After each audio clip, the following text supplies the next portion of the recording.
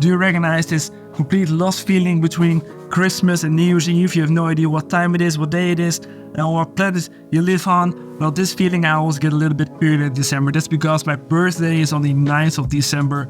It is always a little bit weird part of the year, and it's also a time to reflect on the past year. So I was also reflecting a bit on my FPV journey, since this will be my last video of this year. Why not look back at some footage and make a recap? So in this video I will take you on the journey how I got from my very first flight with a 5-inch quad back in January to my attempt to Sbang in my most recent video. We'll focus on the highlights and maybe also on some lows, of course. So sit back, relax, and enjoy the video. First video of 2023 I uploaded was on the 4th of January. It was the first time I flew my 5-inch quad. 3 months prior to this, I've only been flying my DJI Avada, but I believe it was around November the O3 Air Unit came out. And since I already had the goggles and the DJI controller at the time, I decided to buy the DJI O3 Air Unit and build my first 5-inch. But one thing I remember was how nervous I was for my first flight. I mean, I spent a lot of time building this thing. I had to learn to solder and all that stuff. So obviously I was pretty scared to crash it. And at the time I was using the ultra wide setting on the O3. It was just a little bit too much when I look back at it. It's extremely wide. And at that time I also still used stabilization, just the onboard stabilization, the Rocksteady. Like a true noob high above the treetops. Yeah, I was super hyped and it was the start of a really cool, interesting journey. So let's go to the next video. I won't be talking about every video mainly because it will take way too long to talk about all the 20 something videos I made this year. So let's skip to the next highlight, or in this case, it was a tragedy. I crashed my 1-year-old quad into the water. I was flying at a spot I had never been before and I didn't notice the treetop. Looking back at it, it's a super noob move and I shouldn't fly near water. But I did, and I learned from it. And the cool thing about the story is that the client that I had the appointment with happened to have a water suit. So he let me lend his water suit. He even came with me to make sure I was safe, that it didn't drown in the cold February water. I was able to save the frame, the motors, and the flight controller, hence the conformal coating. So that's nice, but the ESC burnt out, the O3 didn't survive it, so that was a big bummer. But after some months of internal healing, when I look back at it, I have a good laugh and it makes a good story. And the client that happened to help me can't stop talking about it. So it was a good lesson, good memory. Never fly near water again. Posted on the 26th of February. I was pretty consistent at the time with uploading. It's called Phantom FPV made me break my drones. I think this video was the beginning of more focusing on learning new tricks every session. Ah yes, right here I'm talking about how Phantom does the inverted yaw spin. And I started trying the way he did it, totally blacked out doing the trick. And then at some point I tried it, I inverted and went way too hard on the yaw stick, so the drone got pulled to the ground and I just crashed on the tarmac and not even a meter away from the grass. Luckily the O3 was still good, but in this case the old FC, which survived the water crash, did die in this crash. This video got the least amount of views. This one got at the time of recording 304 views. Just me talking about finding this spot, not really interesting. The next video was uploaded on May 7th and it's called How These Props Saved My Drone and My Sanity. It's about me trying the peanut butter jelly props, or also known as the P3 from Ethics or HQ prop. At this point I really started enjoying making the video around flying more and more. So I remember that I started doing more B-roll shots, also spent more time in the editing. And in this case I also added a little challenge trying to do a certain split S. Yes! Oh my...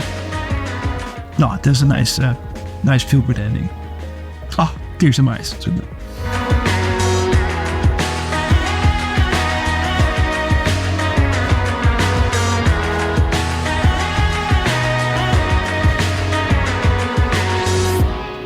Got it, baby. So the next video was on June 10th. This is where I experimented with adding audio to the O3 recording, because I still really like using the O3 for my footage. But I really miss the sound. I really wish the O3 had a microphone on board.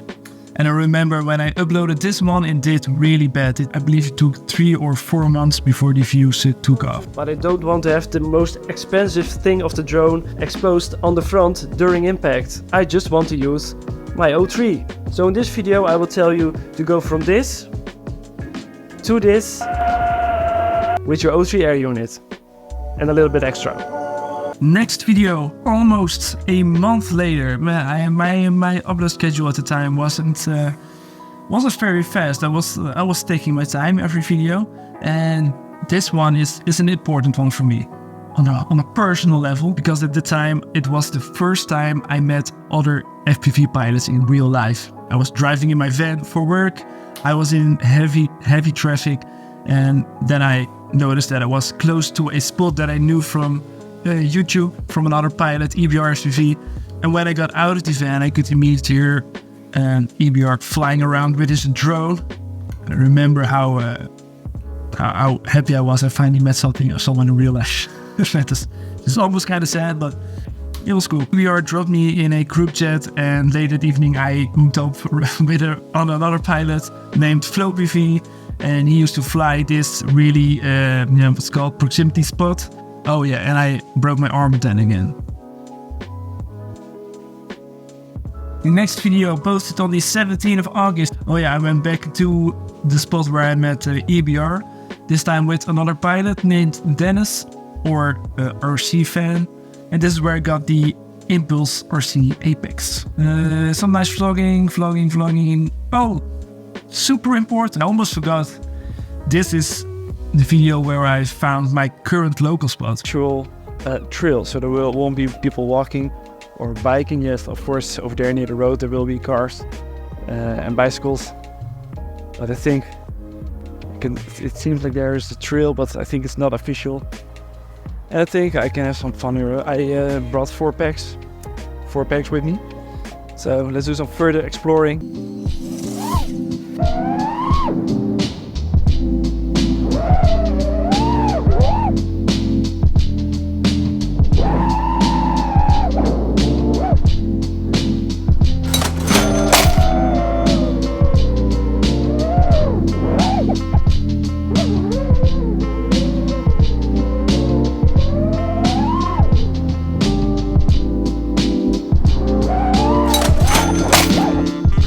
Next video posted on August 29th, my 1-year FPV anniversary. So I started at the beginning of September in 2022 with the DJI Avada, flew the Avada for 3 months, and then I switched to the 5-inch. So hence the 1-year anniversary. Yes, again at the EBR spot. At the time I was doing a lot of jobs a little bit further into the country, so every time I had to go to a client or when I was done at a client, I came past this spot. So that's why I flew it multiple times in a row. I was still having some weird wobbling, especially on heavy throttle, and I was able to tune it out, try all kind of settings. And then these guys started talking about KISS Ultra. They swore by it. So when they got in stock, the FOMO kicked in and I bought my own Ultra FC. I decided to purchase one myself. I had it laying on the shelf for a bit.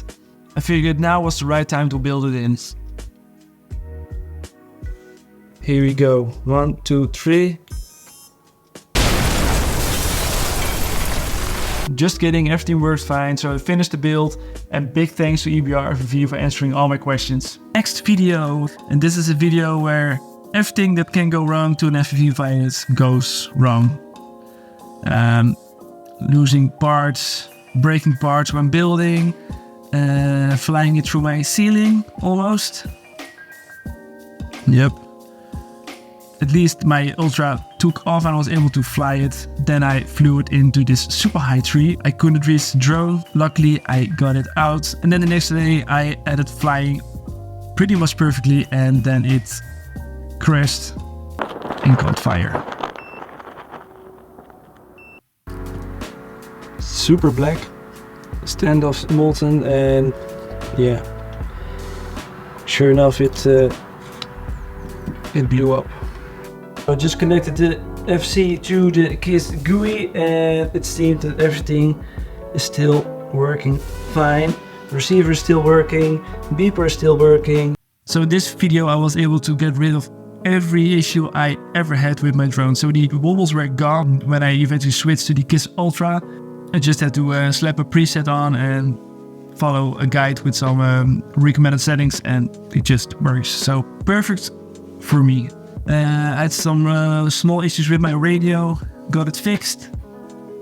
And I also tried out some different props with the J37s.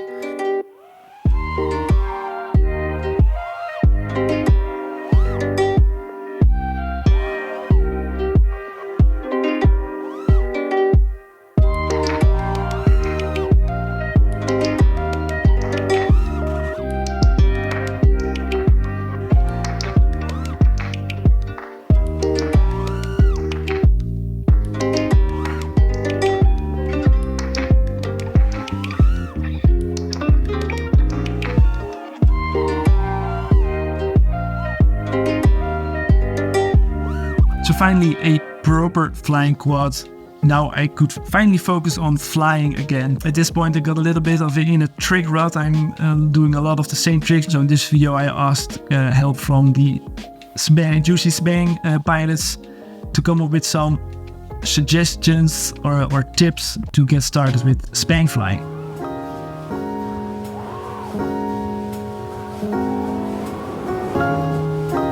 Lately I've watching a lot of Juicy Sbang videos. I really like the robotic moves, the speed, plus as long as you have enough space, you can basically do it everywhere. No obstacles needed, which is perfect for the area where I live.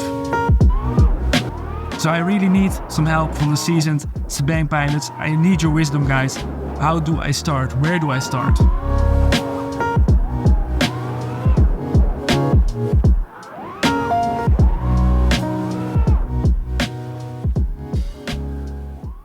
So now we got to the latest video. This is where I applied all the tips I got regarding the Sbang flying when it comes to the tuning, the rates, and of course you can watch me practice.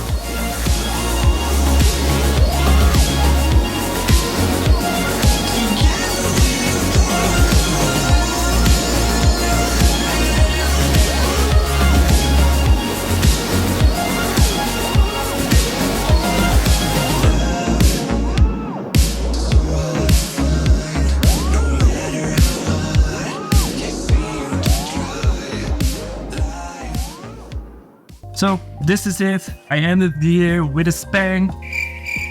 I really wanted to make that joke. We made it. We made a nice flying drone. We made nice progress. We made good memories. I want to thank you guys for watching. I want to thank you for supporting the channel. I hope to see you next year in the next video. Enjoy the holidays. Peace.